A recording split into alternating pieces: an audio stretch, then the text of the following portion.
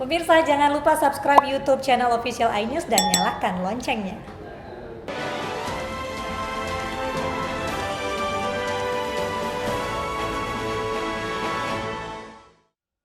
Pemirsa, kapal patroli Kementerian Kelautan dan Perikanan (KKP) menangkap kapal berbendera Vietnam saat mencuri ikan di Laut Natuna Utara. 3 orang awak kapal berkewarganegaraan Vietnam diamankan di stasiun PSDKP Pontianak.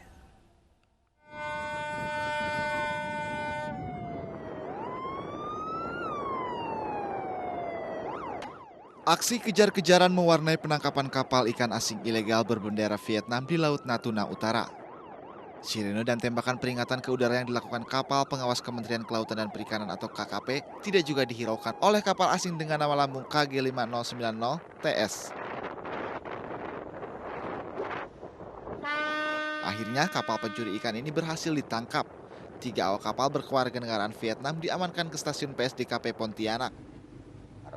Kita menggunakan airborne surveillance yang saat itu melakukan pemotretan kapal-kapal tersebut. Disitulah terdeteksi ada visual bahwa di area tersebut ada kapal-kapal pelaku illegal fishing. Kemudian malamnya kami perintahkan gerak ke TKP dan hanya mendapati 1, yang lain kabur semua. Selain menertibkan kapal pencuri ikan, Kementerian Kelautan dan Perikanan juga melakukan penertiban terhadap kapal ikan Indonesia yang melanggar operasional penangkapan ikan. Dari Pontianak, Uun Yuniar, iNews melaporkan. Pemirsa, Polri menetapkan mantan Sekretaris Umum Front Pembela Islam Munarman sebagai tersangka kasus Baiat di Makassar 2015. Polri juga menegaskan penutupan mata dan pemborgolan Munarman sesuai standar internasional penangkapan tersangka terorisme.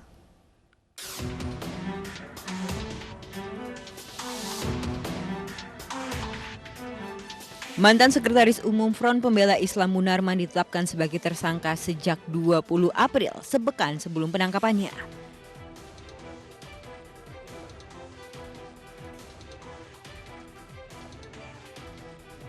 Penetapan tersangka Munarman setelah gelar perkara dengan sejumlah alat bukti, yakni video rekaman dan saksi yang hadir dalam baiat kepada ISIS di Makassar pada Januari 2015 lalu.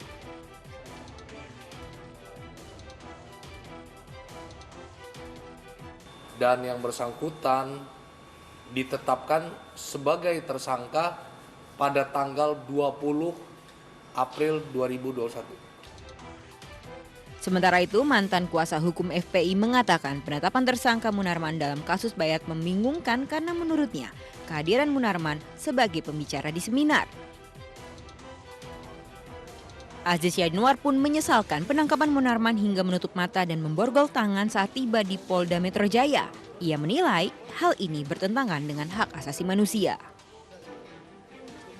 Masalah habis itu mereka melakukan baiat di Makassar itu, masa Pak Munarman yang disalahkan? Kan dia diundang untuk acara seminar selesai, udah seperti itu kan.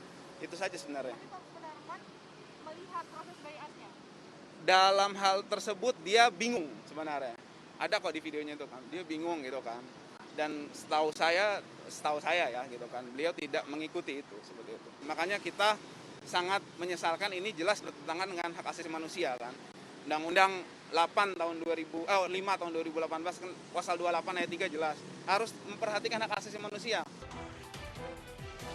Kabag Penum Divisi Humas Polri menjawab prosedur terhadap Munarman sesuai dengan standar internasional penangkapan tersangka teroris. Yang dilakukan penangkapan juga ditutup mata. Dengan maksud apa?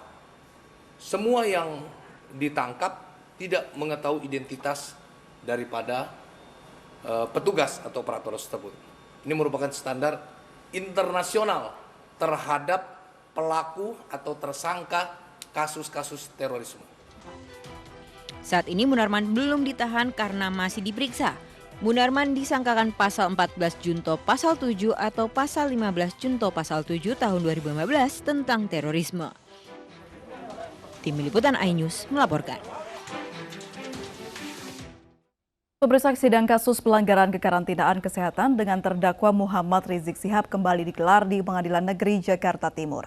Sidang beragenda mendengarkan keterangan saksi yang didatangkan jaksa penuntut umum terkait perawatan Rizik Syihab di RS Umi Bogor, Jawa Barat.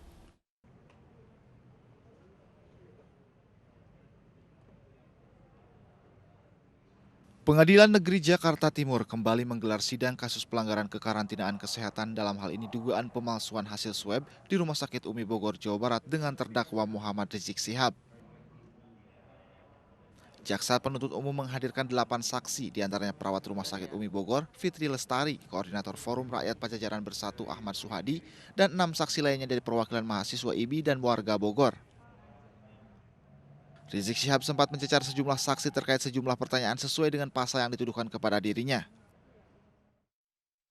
Tapi spanduk yang Anda bawa, judulnya Adili Rizik, jangan kabur.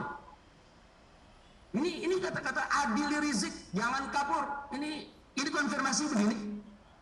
Siapa ini yang buat spanduk siapa? Pak Ilham? Bukan. Ya. Pak Suhadi? Nah, saya bertanya sekarang ke Pak Suhadi. Pak Suhadi yang buat spanduk? Tidak. Tahu siapa yang buat spanduk? Nggak tahu. Jadi nggak tahu yang buat spanduk. Sebab spanduk begini bukan konfirmasi nih. Adili Rizik, jangan kabur. Jadi nggak tahu yang buat spanduk ya. Tapi Anda mengakui kalau di demo ini memang saat demo. Iya. Jadi demo ini memang spanduk ini ada, cuman Anda nggak tahu siapa yang buat itu spanduk. Sidang dengan mendengarkan keterangan saksi berlangsung sekitar 4 jam. Kuasa hukum Rizik Syihab, Aji Sianwar, mengatakan keterangan saksi pada sidang kali ini dinilai dapat meringankan kliennya. Alhamdulillah saksinya dari Rumah Sakit Umi dan dari mahasiswa sama dari pendemo ya, pendemo masyarakat. Dari Rumah Sakit Umi baik semuanya alhamdulillah. Kalau dari pendemo juga baik, dari mahasiswa yang dari pendemo tadi hampir semua tahu dari media, tahu dari polisi. Artinya bukan dilihat langsung. Jadi kita tadi penegasan dan kita akan bahas nanti di pledoi. Itu saja sih sementara singkatnya. Rencananya sidang akan kembali dilanjutkan 5 Mei mendatang dengan agenda mendengarkan 2 saksi dari jaksa penuntut umum. Dari Jakarta, Vito Erlangga, Dharma Pandularas, Novan Dwi Kusuma, iNews melaporkan. Pemirsa, Presiden Joko Widodo melantik sejumlah pejabat termasuk 2 menteri dari nomenklatur baru yang mendapat peran tambahan. Presiden melantik 2 menteri dan 1 kepala badan di Istana siang tadi. Presiden juga melantik anggota Dewan Pengawas KPK pengganti Artijo Alkosar yang meninggal beberapa waktu lalu. Menteri yang dilantik adalah Nadiem Makarim sebagai Mendikbudristek, lalu Bahlil Lahadalia sebagai Menteri Investasi, serta Laksana Trihandoko sebagai Kepala Badan Riset dan Inovasi Nasional. Perubahan nomenklatur sesuai usulan pemerintah yang telah disetujui DPR saat rapat paripurna penutupan masa sidang 4 DPR pada 9 April 2021. Perubahan meliputi Kementerian Pendidikan dan Kebudayaan, Kementerian Riset dan Teknologi, serta Kementerian Investasi. Sebelumnya, Kementerian Riset Teknologi dan Pendidikan Tinggi dijabat Bambang Brojonegoro.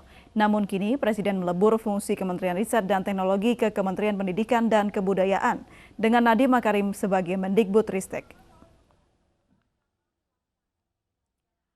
Badan Koordinasi Penanaman Modal atau BKPM diubah nomenklaturnya menjadi Kementerian Investasi dengan Bahlil Lahadalia sebagai menterinya.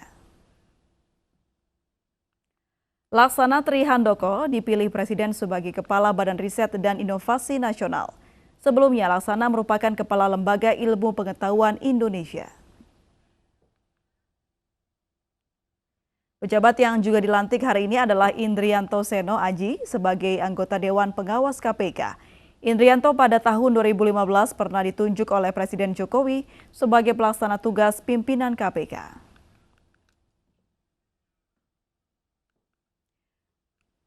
Pemirsa, 2 kader Partai Perindo yang bertarung dalam pemilihan kepala daerah di Kabupaten Malaka dan Sumba Barat dilantik Gubernur Nusa Tenggara Timur Victor Laiskodat.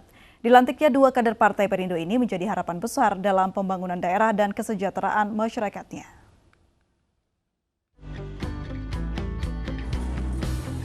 Gubernur Nusa Tenggara Timur Victor Bung Tilo Laiskodat mengambil sumpah dan janji Bupati dan Wakil Bupati terpilih pada Pilkada Kabupaten Malaka, Sumba Barat, dan Belu. Pasangan Bupati dan Wakil Bupati Malaka, Simon Naha dan Luis Luki Taulin, serta Bupati dan Wakil Bupati Sumba Barat, Johannes Dede dan Johannes Lado Borakaba, menjadi kepala daerah dari Partai Perindo yang ikut dilantik. Sebagai kader partai, harapan besar untuk membangun daerah demi kesejahteraan masyarakat tertumpu di pundak dua pasangan kepala daerah ini, terutama dalam mengimplementasikan visi misi partai sebagai wujud tanggung jawab dalam mewujudkan masyarakat dan Indonesia sejahtera. Apalagi bagi pasangan Bupati dan Wakil Bupati Malaka yang akan dihadapkan pada penanganan dan pemulihan perekonomian masyarakat pasca bencana banjir bandang. Tim Liputan iNews melaporkan.